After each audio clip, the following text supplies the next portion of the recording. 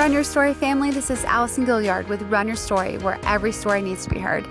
And guys, you are in for not only a beautiful run story, but also the founder of Stopping Traffic, Miss Bre Vigor. And I just want to go ahead and tell you guys later on throughout the interview, if you're listening with little ears and you don't want to go through talking about the things that come up about exploitation, I would suggest either pausing it, or if you want to listen to it at a different time, doing so, because we do want to protect the innocence of children, your children. And so I just wanted to give you guys a little forewarning that this does come up. This is a part of Bre's story, and just keep in mind that this is coming up. So guys, cannot express enough what you're in for with this podcast. It is a beautiful one. It is a great reminder that we get to run, that we have the freedom as runners to be able to get out and hit the pavement whenever we want. And there are many that don't. And Bre reminds us of that. She also reminds us of what her story could be, but it is not. And so we're very grateful for that. And we're grateful for what Bre does with Stopping Traffic. And that is a nonprofit organization that strives to combat human trafficking in our very own state. Through education and advocacy, Stopping Traffic has been able to share with children and adults the dangers of online predators and trafficking.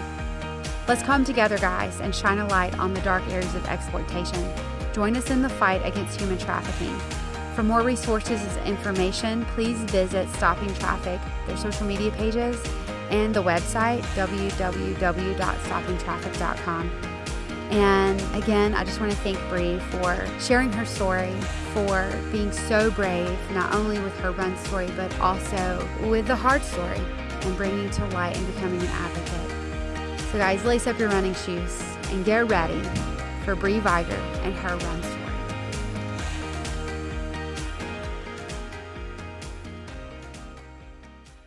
I am so excited. I feel like I have watched you grow up. That's so I've been looking forward to this podcast, and we've talked about it for a little while.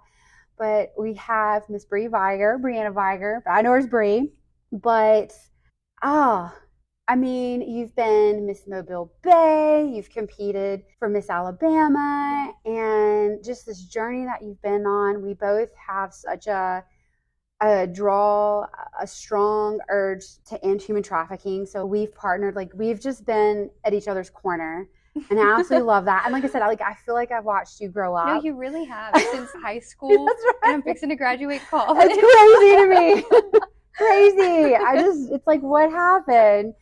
But it's been such a joy. And so I've been so excited about this because there's so much I don't know. Right. Because it just never come up. So Bre, let's start with, how did you get started in your run journey? Actually, growing up, it was kind of a heavy topic in our household. My mom grew up doing cross country and track. Okay. She played softball, basketball, volleyball. She did all the things I didn't do as a kid. She didn't do any of the girly stuff. So like dance, pageants. Mom didn't do any of that. Wow. But I just remember her talking about her running career in high school, and it just really kind of resonated with me. And at a young age, I was like, I want to do that. I want to be like my mom. Aww. I know. And so when 7th grade rolled around and I could try out for my middle school track team, I did. And I went in thinking I'm a sprinter. So I tried. Okay. I tried the 100. I did the 200. And then my coach, or the coach at the time, Michael Spriggs, he told me, he was like, go run a mile. Whenever he told me that, I just remember I laughed at him and I was like, what's that? I was like, what's a mile? He was like, it's 4 laps around this track. And I told him, I was like, there's no way I could do this. But he said, you're a dancer. I know you have the stamina. He was like, I don't care what your time is, just try.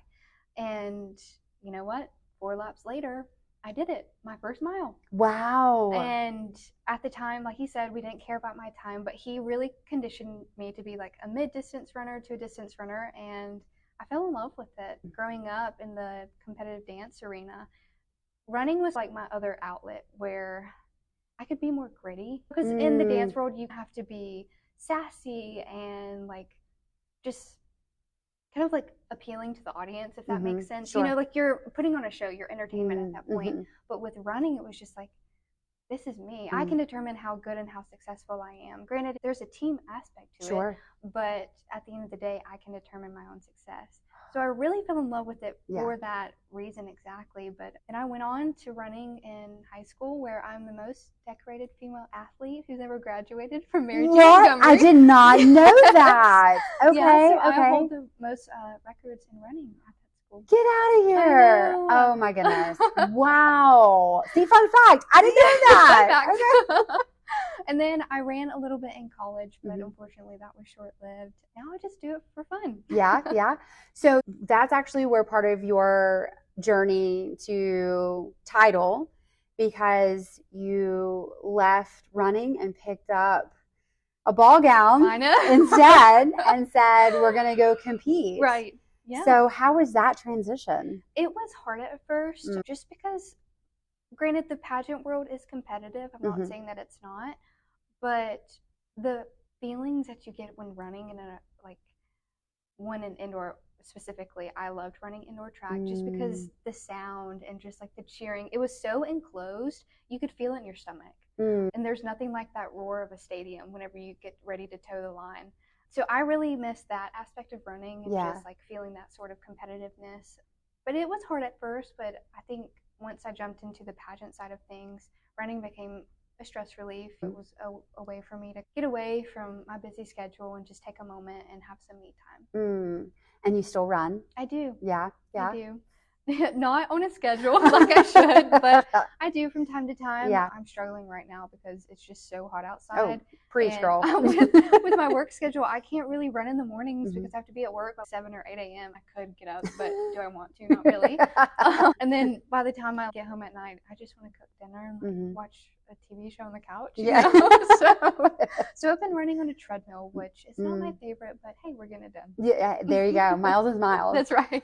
So let's talk about some lessons that you've learned in running. There's so many. I can't really focus on just one, but I mentioned how you can determine your own success. And I really honed in on that during my high school career, because on the team, I wasn't the most liked girl. And I think the reason behind all of their hatred towards me was because of jealousy. Whenever I want to do something and I put my mind to something, I'm going to put my 100% effort into it. Yeah. So when I have goals, I want to achieve them. Sure. And my goal was just to be the best runner, not in the state. That's a big goal. And there's so many great runners in the state. Yeah. But I wanted to be one of the best and compete with the top runners. And I started running with the boys on our team because our girls, they just weren't, I couldn't stick with them. Yeah. It was holding me back at that point. And I really got in a bad headspace my last 2 years of running, just because I felt like I didn't really connect with anyone on the team. And whenever you just get in those ruts, you need your support system. Yeah. And that's when your teammates really pick you up and they have to push you forward to say, we got this, you can finish strong. And I didn't have anyone to do that for me. I really had to dig down deep and bring myself out of that rut and say, like, you can do this. I had to be my biggest supporter at that point. Because whenever you're in a race, especially like cross country or even track, you're the only person out there. You know, you're your only motivator. Yeah. So you just have to have a good mindset of positivity and encouragement, because I didn't have that on my team, unfortunately. So I think that was a lesson to be learned, where you can learn to count on yourself whenever no one really stands up and supports you. I hate that was the case my last couple of years of running, but I really think that's what propelled me even into the journey where I'm at now, because we talk about human trafficking, and that's a subject that people cower away from. You bring it up and they just get uncomfortable. They start to move in their seat and it's like, oh, it's a little heavy. I don't want to talk about that. And so I feel like the lessons combine, where I've been able to say, this is something that I want to talk about, even if I'm the only one who speaks on it. That's good. Wow, man. Do you have a favorite race? I signed up, we were talking about this earlier, I signed up for the Battleship 12K this past year, and 5K, I mean, I've ran multiple miles in practice. Sure. But race-wise, 5K was the longest I've done. Maybe an 8K, something along those lines. So nothing too crazy. And I was like, you know what? I'm going to do it. I think I needed to prove a point to myself that I could still race. Yeah. And I had a blast. I was running it by myself. I think I saw you while running, but I wasn't sure it was you, and I didn't want to be that weird person like Allison and then it not be you. So I was just like, keep running. But I really did. I really enjoyed it. The race was freezing cold. Yeah, but, yeah. but we finished strong, and I'm telling on myself. I signed up for it. I made this training plan. Mm-hmm. Didn't do a single bit. But you're Bre Vigor, so. I remember my boyfriend dropped me off that morning. My mom and sister came and watched me race. He came and watched me race for the first time. And they were all like, are you sure you're going to be able to do this? You like have not ran in a minute. Wow. And I was like, honestly, I'm not too sure, but we'll see. And whatever happens, happens. I was like, I'm either going to finish walking there, crawling to the line, yeah. or someone's going to have to come get me. So if you hear your phone ring, please answer. But I did. I really enjoyed that race, and I think I'll get into it. Long distance really hasn't been my thing. I say it's not been my thing. I hate doing it. Mm-hmm. I'm good at it, but I hate it. So hopefully I can start doing races where the mileage is. I like it. Okay. Let's talk about your pre-race routine. Do you have one? Not really. Okay. I stretch really, really good. Okay. Because unfortunately, I just have tight calves. I don't know if it's yes, just, you do. I don't know if it's from dancing and just, I don't know. Mm-hmm. But I have to stretch super, super good, or else like my calves will just cramp up so bad. And I always pray. That's I good. just get in that mindset of, God, you've allowed me to have this ability to run, and I just want to give you all the glory for that. Just use this race to benefit, to tell my story, and just thanking him for just allowing me to be able to do something like that. And then I do like little shakes. Yeah. So I shake out my hands, I shake out my feet. I always crack my neck, and always, I know it's weird. Wow. And then always before the gun or whatever goes off, I will tighten my ponytail. And that's kind of like, it's go time. Oh, okay. I like it. Good to know when I see you from the back. I see the back of your head. You're like, she's on. She's on. Got it. I love it. What does your post-race routine look like? Someone carrying me, probably most of the time. I love a good chocolate milk after a race. Okay. I just crave something sweet after a race. Chug lots of water, and usually an ice bath, or what's it called? A salt bath? Epsom salt. Yes. Ooh, Epsom that's salt good. bath. Yeah. The Dr. Teal's. Lavender. Yes. Yes. And then just going home and like resting. I'll probably have to stretch again because I'm like waddling after a race. You know, the feeling where you're just so stiff and sore.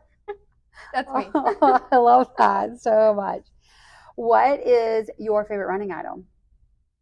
Oh, favorite running item. It'd probably have to be socks. Oh, okay. So people don't think about socks, but those are detrimental. If you don't have a good pair of running socks, have fun with your blisters. You know what I'm saying? Like, I do not want to deal with that at all.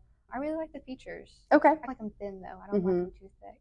Oh, okay. The thin ones for sure. Okay, so socks leads us into what do you run in? You know, my favorite was the Adidas Solar Glide, but they don't make them anymore. They don't make them anymore. So I still have my rusty, nasty pair from like years ago. I'm scared to use them in a race or like training because I know they're probably already dead. They need to be replaced, but I can't let go of them. But I've recently also been running in the New Balance. I don't remember what they were. 80s maybe? Okay. Something like that. And surprisingly, I like them. Okay. They're not too heavy. I feel like Brooks are too heavy. You like a nice light shoe. Yeah. Okay. But kind of like a wider base. Even though my foot's super narrow, just gives me room to stretch my toes. Kind of like your toes, tightening up their ponytail. Yeah, that's right. Yes. So you talked about you've done shorter runs mostly with cross country. So how did you fuel throughout the race and then your longer distance? Yeah, so I've never been into, I know some people whenever they do longer races, they like the goo packs or just something that'll kind of pep them up during the race. I can't. I'm like a texture person, and the goo, it makes me gag. Yeah, sure. I can't do the goo. The gummies. Okay. Someone else makes them. I can't remember what they were. I like those after race. I used to do them before, but my last state cross country race, I threw them up afterwards. Oh, so now we stay away from those. Right? Yeah, absolutely. But you gotta love a good pasta the night before a race too. Oh, okay. I like that. Pasta. Okay. Give yourself the carbs. That's right. 100%. Do you have a favorite running memory? Ooh, I have a couple. Okay.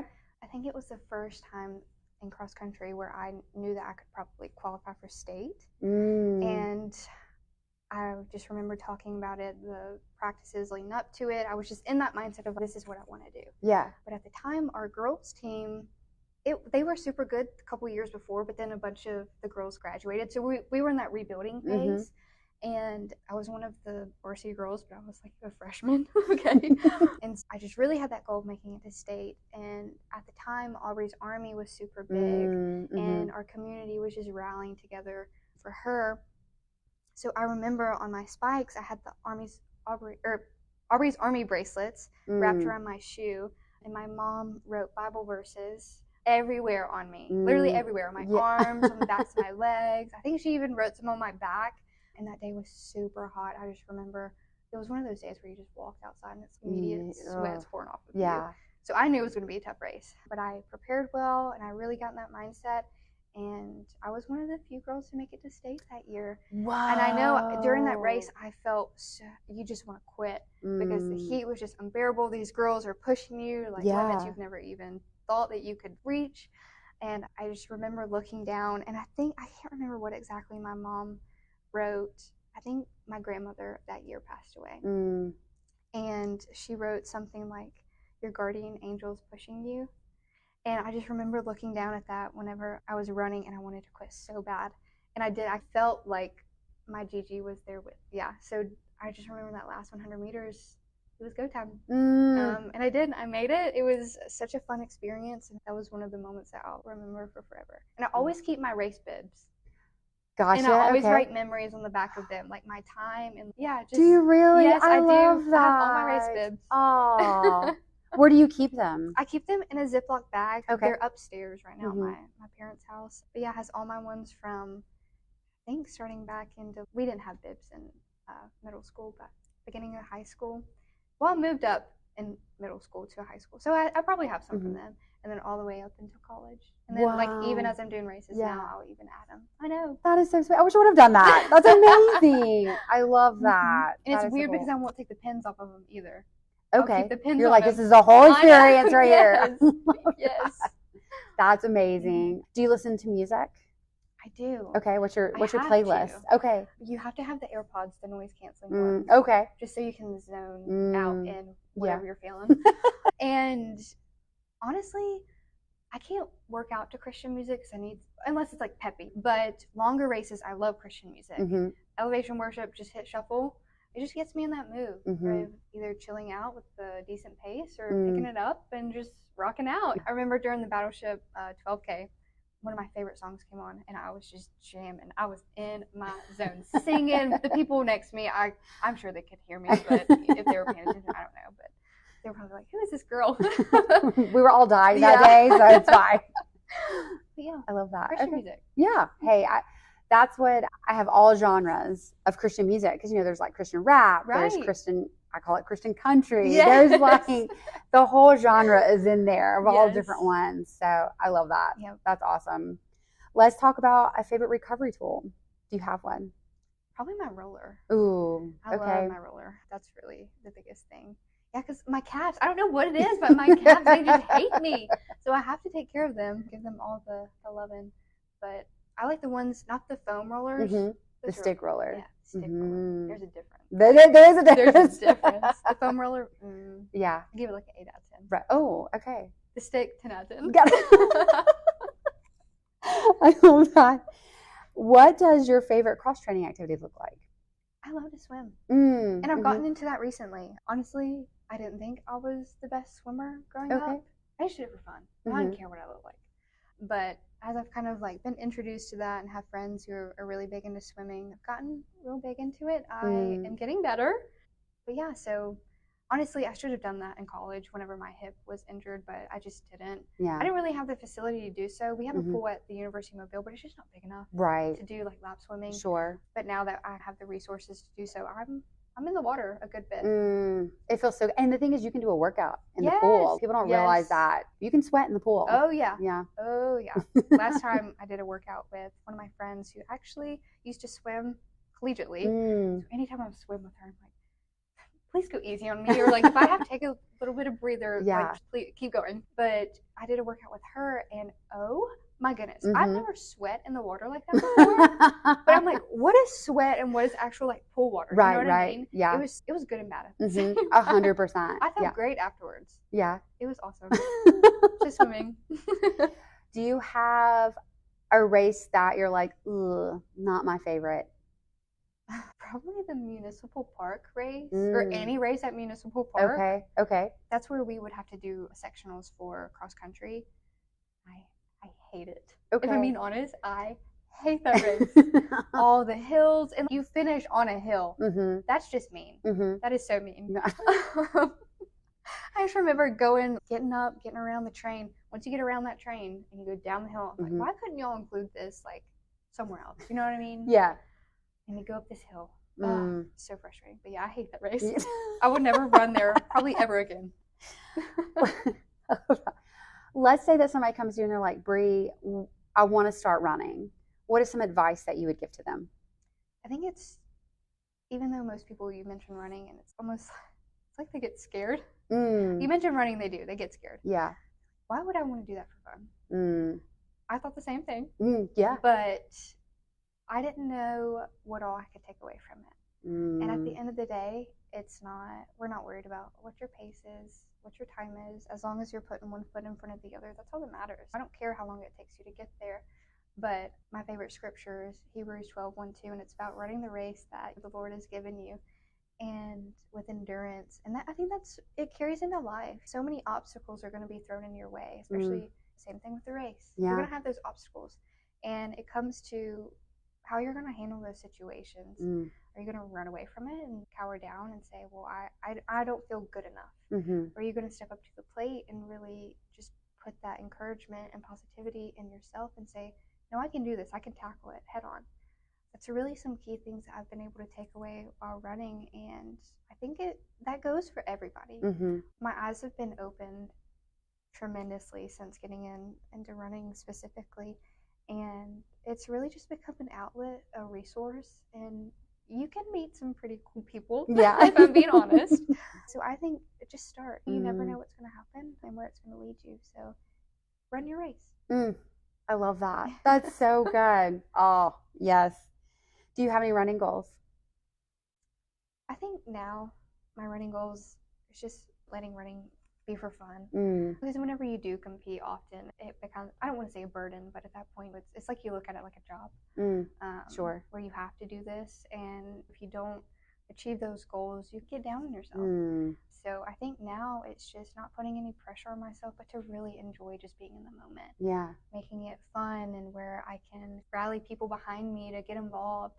Making it just a way to fellowship with people. But I think now I would love to, which I think we're already doing this, but get a way to incorporate my nonprofit, Stopping Traffic, and then like the running community and meshing it into one. Because those are two things that I love tremendously. Absolutely. And over the years, I just haven't been able to find a way to merge the two. But now we're doing it. I love it. It's so exciting. I'm just thrilled that we even get the chance to be here.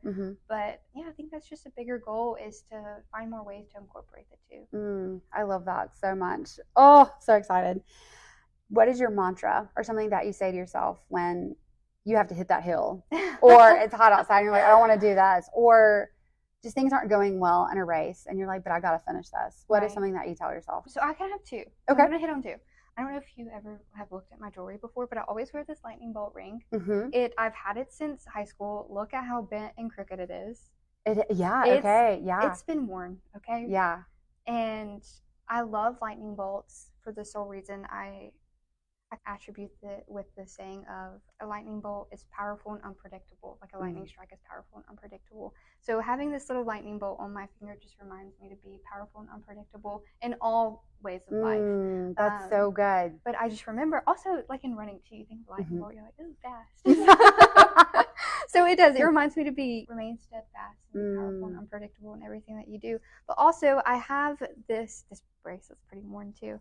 It's my mantra bracelet that I wear with me every day. So it's funny you asked that. Yes. Okay. Let me see if I can make out the words. They're fading off. But it says, braver than you believe, stronger than you feel, smarter than you think.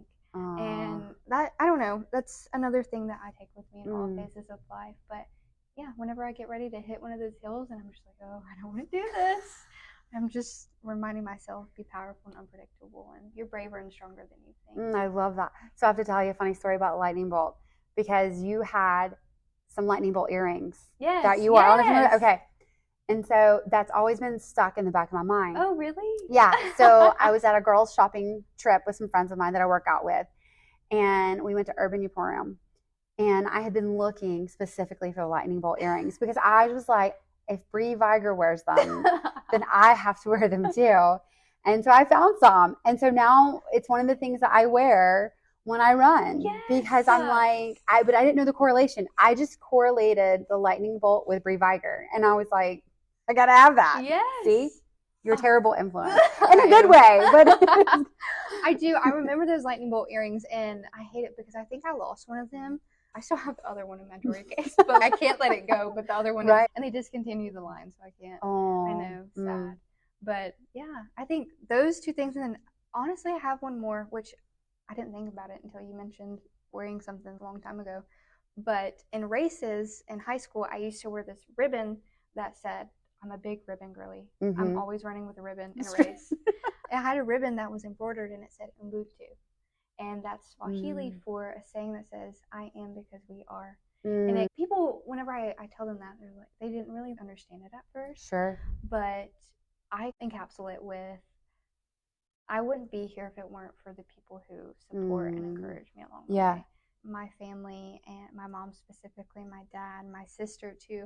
Those are the cheerleaders that have never left my corner throughout my entire life. Yeah. The good, bad, ugly, whatever it may be, they've always been in my corner and rallied for me. And I wouldn't be who I am if it weren't for them. So it was like a tribute. I love that. Oh, that's so sweet. I have to pull that ribbon out my neck. Absolutely. Yeah, you should. Absolutely. Do you have a favorite length that you like to run?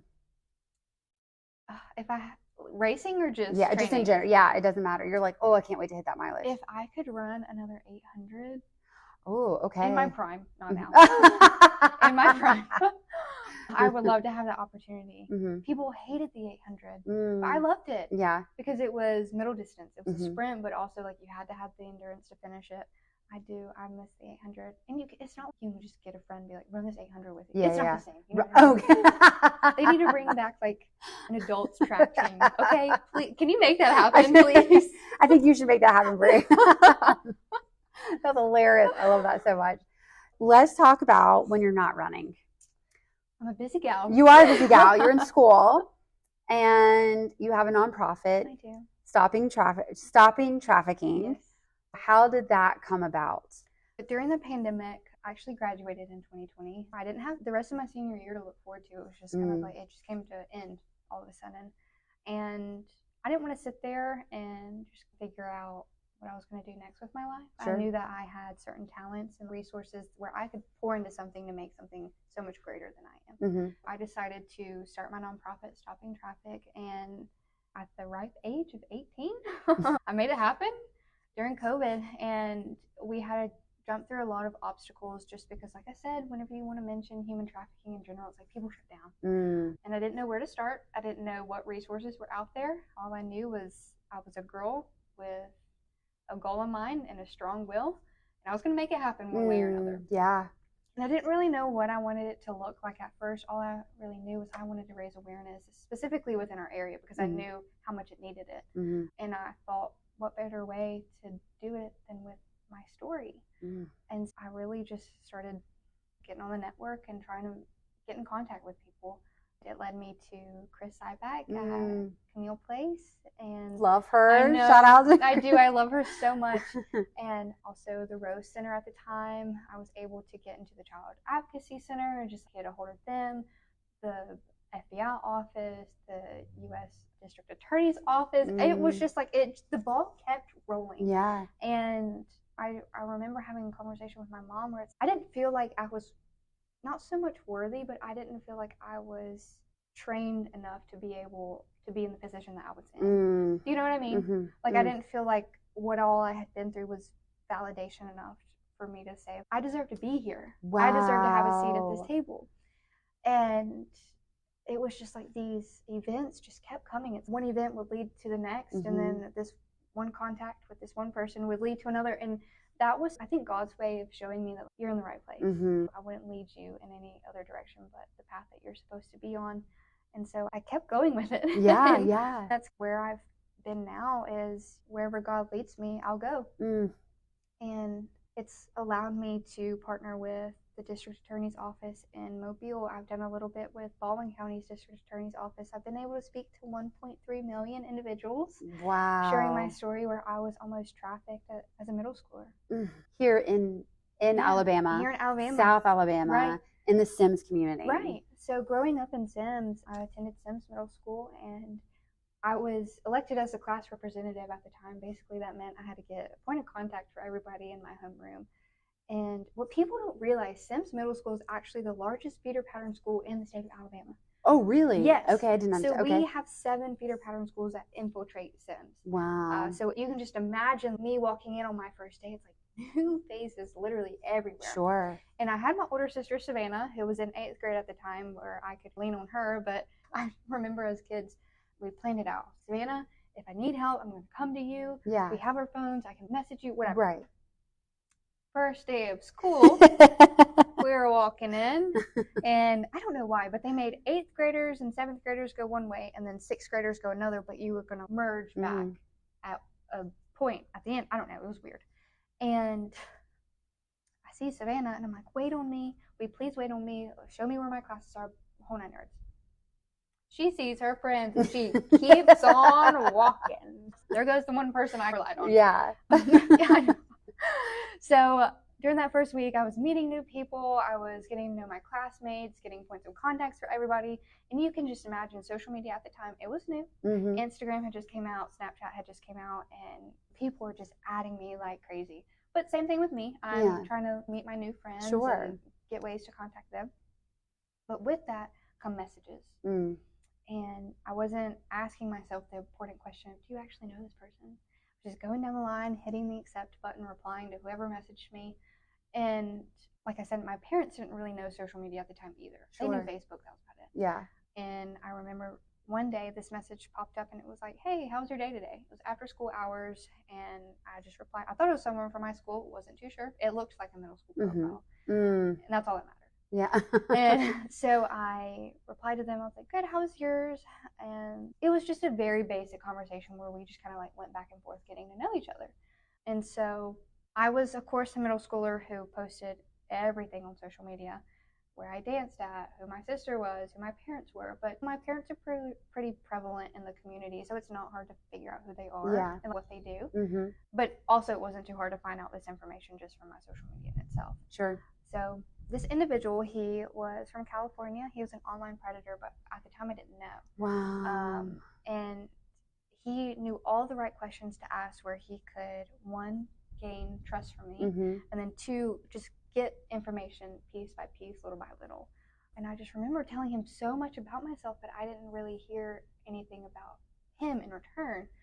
So at the time, he was definitely trying to desensitize me, and the grooming process started, where it's like, have you ever had a boyfriend before? Have you ever held hands with a guy? Have you ever kissed a boy before? Like, no, boys are gross. You know, you're in middle school. You don't think about those things. But it just kept going. He kept pushing those boundaries, where it was like, have you ever sent a topless photo of yourself? You know, that's what everybody does once they get into middle school. So it's like he started planting these seeds. And we talk about traffickers. We have 2 kinds. We have the Romeo, who is like super loving, and you know, they want to shower you in compliments and gifts. Or we have the gorilla, who's like super aggressive, threatening.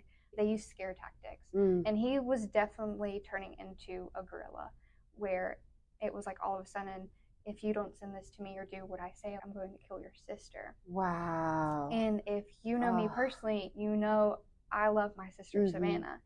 So, I mean, just imagine you're 12 years old. You're looking at these messages, and someone's threatening to kill your sister. And it's like, they're sending out all this information. I know who your dad is. I know who your mom is. I know where you live. I've basically given out all this information to this individual.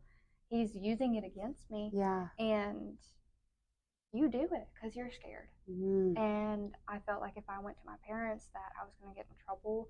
at the time, I remember school administration was really heavily talking about sexting. If you send an explicit photo of yourself, you can go to jail. So I remember, oh my gosh, I'm going to jail if I tell anyone this. Wow. And I know it was like all the right things for the perfect storm. And I was in that situation for 3 years. Oh, Bre. I know, where I just didn't tell anybody. And, you know, it's like once you send one thing, he's using it against you. And unfortunately, I just got myself in a really bad predicament. And in Las Vegas, whenever I was there for a national dance competition with my mother and my sister, he was there to take me. Whoa. He was there to take me. And if anyone knows anything about the dance competitive side of things, the dressing rooms, it's like a big empty room, usually in hotels. That's where we perform. And you're in there with different teams, girls, of course. And you just kind of like set your stuff down and claim it as your spot, and that's where you get ready.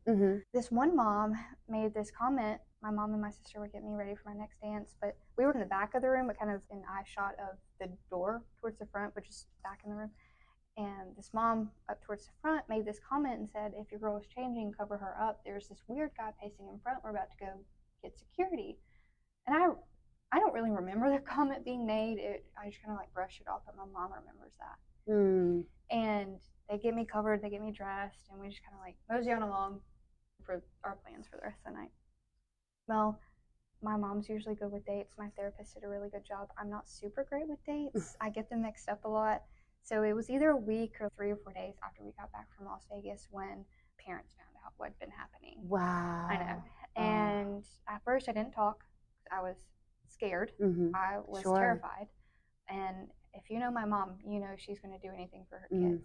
So I just didn't know what was going to happen. So I was like, if I just don't say anything, that's the best thing that could happen at this moment. But eventually they break me down and they chip away at me, and I start telling them what had been happening. And once my mom had gotten enough information to piece together the reality of what was going on, she reached out to the hotel and asked if they could pull the footage. And we had seen pictures of what this guy looked like. We know what his appearance was. And they were able to pinpoint and say the weird guy pacing in front was him. Wow. So I can just imagine if I would have like walked out of that dressing room at any moment, that I may not be sitting right here today. He was, he was in his young 20s, early 20s. Really? When all of this happened. He lived in California. He had dual citizenship between here and Mexico. Stop. He was very tech savvy, where he hacked into my accounts and basically threatened, if you don't do X, Y, and Z, I'm going to post these on all your social media accounts. I can hack into your parents' accounts. I can post it. So it was just like one thing after another, and he had shown me that he could do so. Wow. So it wasn't just an empty threat, you know. Wow. But it was later found out that I basically had to perform for him every night on video call, and he was live streaming me. No. So when we talk about human trafficking, we think of it as a physical thing, but that's something that I've been trying to change. Is human trafficking is no longer a physical crime, but a technological one. And our laws just aren't up to date with our technology today. So that's what I've really been trying to do and advocate for specifically with my nonprofit, is talk about the side that people really don't see, the dark web. And honestly, that's how it's starting now. They don't have to go after teenagers hanging out at the mall anymore, or kids playing on the side of the street. It's happening online. So I not only focus on telling students that and working with school systems and trying to give them the right education regarding online safety, but also parents, because they just don't know. Yeah. It's hard to keep up with all the apps. I just saw where this new one came out that Instagram's running, and I'm like, another one? Right. Can we just quit? Yeah. So that's really what I've been focusing on doing with Stopping Traffic, is just focusing on awareness, raising funds for scholarships for survivors, but also I would love one day to have a safe home. It's a big goal. Yeah. But I would love that. And you know, it's like what I've said from the very beginning, like wherever God leads me, I'll follow. Yeah. Whatever challenge he wants me to take on next, I'll be that voice, I'll be that advocate. But he's really paved the way for me to even be here today. You know? And so I've always said, if my story can help save the life of just one person, then in my eyes it was all worth it.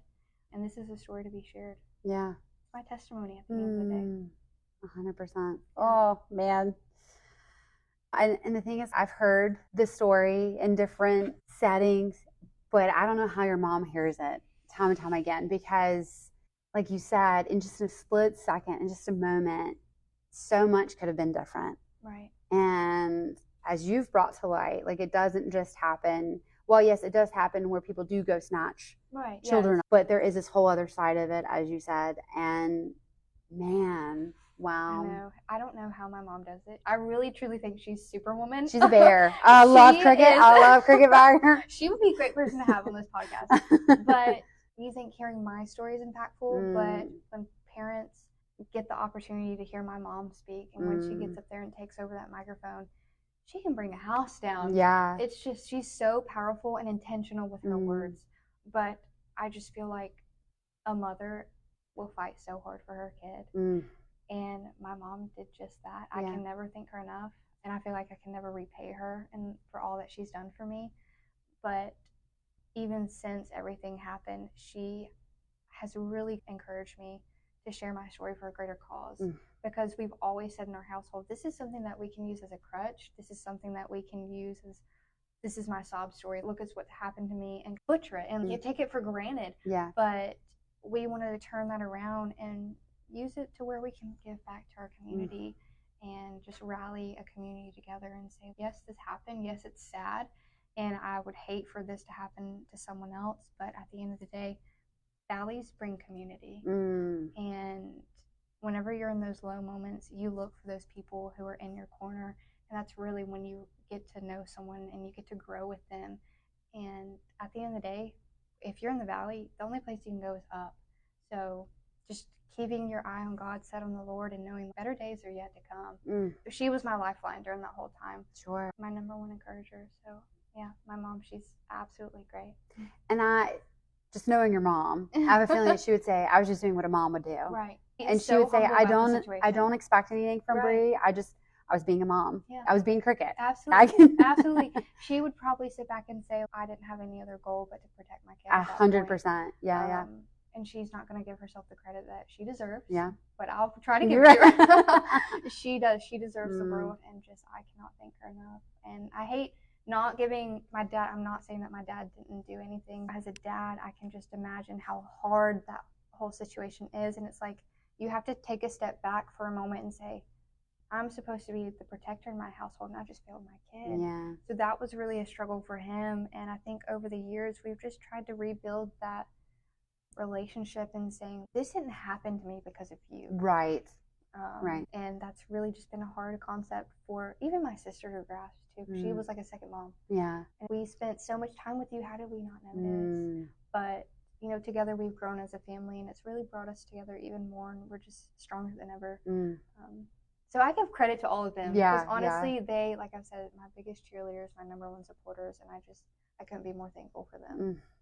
Well, I could not be more thankful for them and for you and what you're doing. And we've had several conversations over the years, and that is one, you're somebody that I want my daughter to be like, that not only the same name, but just in the sense of being strong, independent, and yet saying, I'm going to give God the glory in the good and the bad. Like, no matter what, whatever the calling is, this is what we're going to do. And I absolutely love that. And I love that your family is saying, this isn't Bre's mission, this is our mission. Because it is a family. And again, the story could have been played out so differently, and it would be an incomplete family.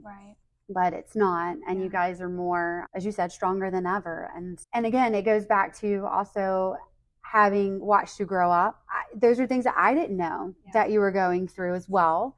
And then just you using your voice and being a voice, not only on the pavement, but also going into schools and sharing that and saying, yes, this is a part of my story, but it's not over yet. And this doesn't define who I am, despite what traffickers say, despite the threats that are used. They don't get the glory in this. No, I have, over the years, I've had to really come to grips with, this is my story, and I can change the trajectory of where it's going to go than where it could have gone. So people always ask me, they're like, how do you have the courage to stand up there and like relive everything that you went through when telling just different people, your story. And I always say to them, it's like a way of me gaining back what was taken away. So taking my story and using it for, like I said, the greater good, and not letting it define me and define who I am as a person and will be in the future. Because at the end of the day, my story's only made me stronger. When I talk about career paths, this is what I want to do for the rest of my life. And if it weren't for everything that had happened, I wouldn't be able to be so successful in where I'm at today. I'm just super excited for the future to see where it leads me. If one door continues to open, and as long as they open, I'm going to walk through. Yeah, absolutely. Yeah. Oh, and it's been such an honor to be able to partner together as we're getting ready for this event, July 30th, where, as you said, we'll be running to rescue. We'll be running to bring awareness. And honestly, one of the things that I've learned is that you never know who's been trafficked. And what people don't realize is that in our city, in Mobile, family trafficking is what happens. Yes. And especially during the pandemic, it was a very big deal, which is, it's a tragedy. And so we don't know their story. And it's like when I say, when you go running and you're in a race, you don't know that person next to you. You don't know if this is a day that they're celebrating or a day that maybe they just needed to get out and just be with people. Right. I mean, I can't tell you how many races where I've thought that. I wonder if there's a survivor of human trafficking running with us. It's almost every race. And the reason I say that is because I have a tattoo that was very intentional about putting a sparrow on there. And it's because I saw a shirt, which Camille Place later on also did, Free to Fly. Yes. And I have that shirt. I have a shirt that says Free to Fly, and it has a sparrow on it. And I got that years and years ago. And so when I started becoming an advocate for Camille Place, I thought I need to be intentional about my triathlons. And so a tri-suit was made for Camille Place. And then when I got my tri-tattoo, I knew a sparrow had to be on there. And so because I get to run free, I get to just hit the pavement anytime I want to. Those that are trafficked don't. Right. And so I don't take that for granted. And so anytime I'm racing, I look down and I see that sparrow. And it's a reminder of I'm running for more. I'm running for more than just me. Yes. And again, I think it just makes that love of running a little bit deeper. It does. Of saying, I have this, if I'm having a bad day, I can go hit the pavement. If I'm having a good day, I can go hit the pavement. But there's so many that don't get that opportunity. Right. And it's through what we're doing today that we're shining a light on the dark areas of exploitation. And if we're the only ones that want to raise our voices and get loud, trying to stop this horrible beast of trafficking, then so be it. It's the two of us, and we're ready to take on the world. And we're loud. Yes. And I think that's really what we have to do as a community is, you know, it's scary to think about taking on a challenge such as this, but there's power in numbers. 100%. And rallying together, that's really how we're going to make a difference, and where people are going to start to realize, wow, this actually is happening not only in our state, but in our community. And we just have to be the ones to be the voice for the voiceless. Yes. So I'm just so thankful that you have been there literally every step of the way with me, it seems like, throughout this journey. And I mentioned this to you the other day, that you've been one of my biggest cheerleaders, like one of my loudest encouragers. And I know at the end of the day, even if we go weeks, months without talking, I can always call you. And you're there. Right. Absolutely. Of course. Always.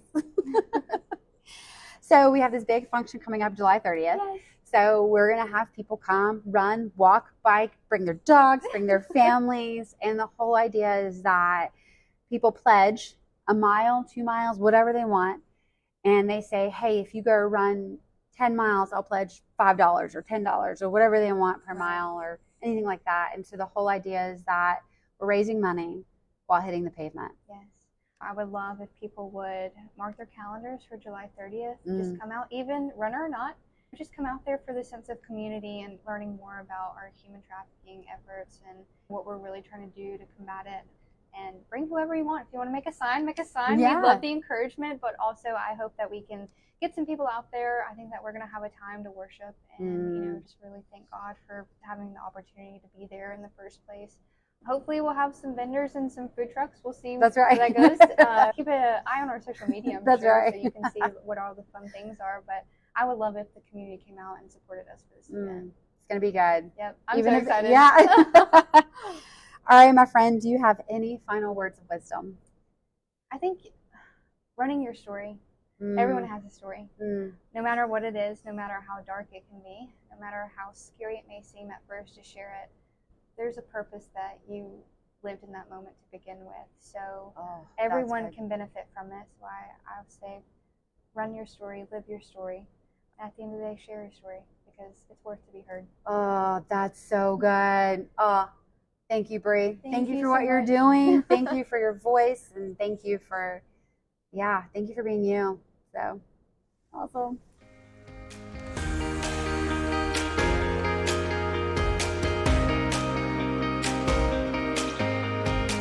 Oh, thank you, Bre, so much for sharing your story. And it has been such a joy to watch you both when you run and when you're on stage, competing in pageants and just being an advocate for stopping traffic and what you're doing. And whatever Bre does, she does so well. And as she talks about with running, that it's something that she can determine how well she's going to be. And truly grateful for that, and so grateful for what you're doing, not only with making Mobile better, but also our state of Alabama better and helping combat human trafficking. Guys, join us July 30th, which is right around the corner, whether to come run, pledge some money for miles. Guys, it is so imperative that this is a way that we can do this together to help bring awareness to online exploitation, but also to help put in the miles and together say, we don't want this in our city and we don't want this in our state. And so this is a way that we can all get involved together, is running to rescue on July 30th. And so check it out on our social media pages, check it out on our website. It's both on Stopping Traffic and on Run Your Story. There is a tab for stopping traffic. And so we are truly grateful for that. You can also buy some swag as well and help support this amazing organization. We cannot wait to see what else Bre does, both in running and with her platform and with her being in college and what she becomes. And so thank you again, Bre, for all that you're doing for our community and how you're making it better. Truly grateful for you. Guys, this podcast would not be possible without the man himself, Mr. Greg Gilliard from Gilliard Tech Services. He can spruce up that existing website, or he can help you create a new one. He is the go-to. He makes Run Your Story website look great. He's always trying to figure out how to make it better, and truly appreciate that. I already think it's great, so he always wants to make it better. Guys, check him out at GilliardTS.com for more details. He also has social media pages you can follow along as well. Our Patreon supporters, thank you for making this possible, especially podcasts like this, because every story needs to be heard, and some stories are harder than others, and this is one that was hard, but that needs to be heard. And so our Patreon supporters, they make sure it happens because it costs money to be able to put on a podcast, and we want to make sure that Run Your Story is operational and that it's always trying to become better. And so this is made possible through our Patreon supporters, and so we're truly grateful for you, and thank you so much for supporting us and being part of the Run Your Story family. Like, share, comment away, guys, for these podcasts, because your stories matter. They need to be heard. They are so good, and you matter, and your stories inspire, and they change lives, and they truly are incredible. And so like, share, comment away, click away, guys, and make sure that stories get heard, because they're beautiful. And even in the darkness, even on the runs that we don't feel like we made a difference, we do. Hitting the pavement, we know, is literally one step at a time, and that is also true in life. And so truly grateful for that. And Mars Hill, thank you so much for always allowing us to record Run Your Story, because that's such a safe place for us to be able to record. And thank you for believing in us in the running community. It's truly an honor to be able to record at Mars Hill. So huge shout out to them, and to thank them so much. Thank you again, Bre, for sharing your story. Thank you again for your spirit and for being the incredible young lady that you are. Thank you for making your story a part of my story now, and a part of the running community story. And guys, get out there, lace up your running shoes, and hit the pavement, and go run your story, because every story needs to be heard.